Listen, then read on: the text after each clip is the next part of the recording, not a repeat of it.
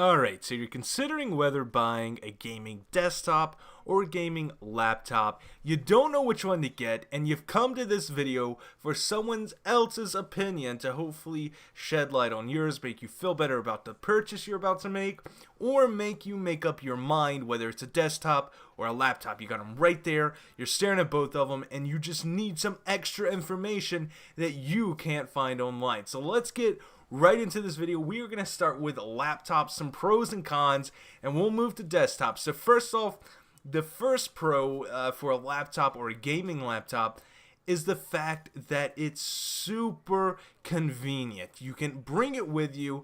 It's portable-ish. We'll talk about that.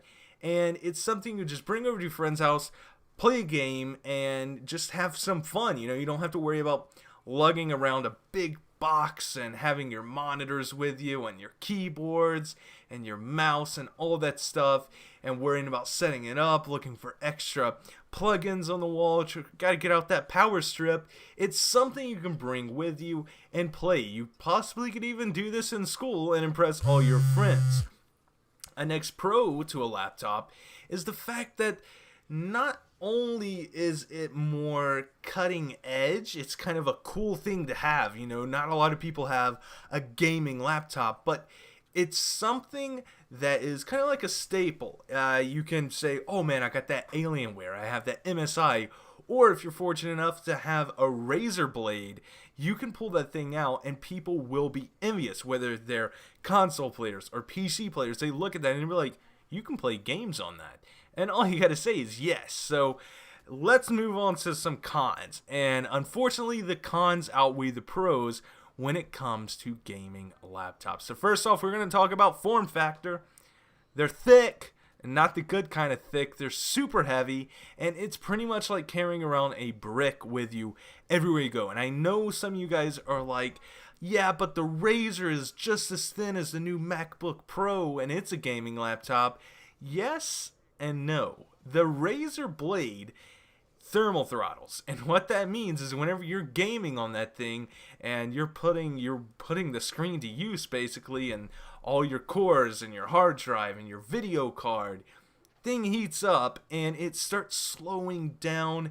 And it's not one of those things that you're going to play AAA titles on, whether it be Black Ops 3 for some custom zombie maps or like GTA. So the fact that it's so thin keeps it really, really warm inside, and that's not a good thing. So bigger PCs or bigger gaming laptops is a good thing in some ways, because one, they can fit way more technology underneath the hood, and the next thing is that it doesn't heat up quite as much. The air can get in there and it can get out, cool all your parts down, and keep it nice, but not as much as an actual tower or a gaming desktop. So another con, and this was the big one, this is the one that I really want you guys to think about if you're really considering buying a gaming laptop, and it's that the battery life is not good. Whenever you hear laptop, it makes you think of your mom's Dell, and you're like, hey, I could be playing, she's always on that thing, and it never dies. But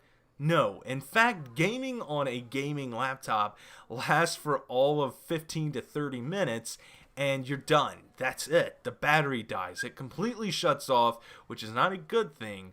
And then you're stuck there having to plug it into the wall and be tethered to a wall, the exact thing a laptop is not supposed to be, and gaming like that. The next thing is the screen size. The screen sizes are not that good because, one, if it's going to be a gaming laptop, I'd like to see anything over 15 inches, but it looks like people are going for that 13, 14, pushing 15 kind of screen real estate, and I don't like that. And most people are like, oh, I'll hook it up to an external monitor anyway, I just use that on the go or whatever. But if you're gonna hook it up to a monitor, have a mouse and keyboard, why not have a desktop and actually get really good performance for your money? And next up, we're gonna be talking about the desktops for the last section of this video.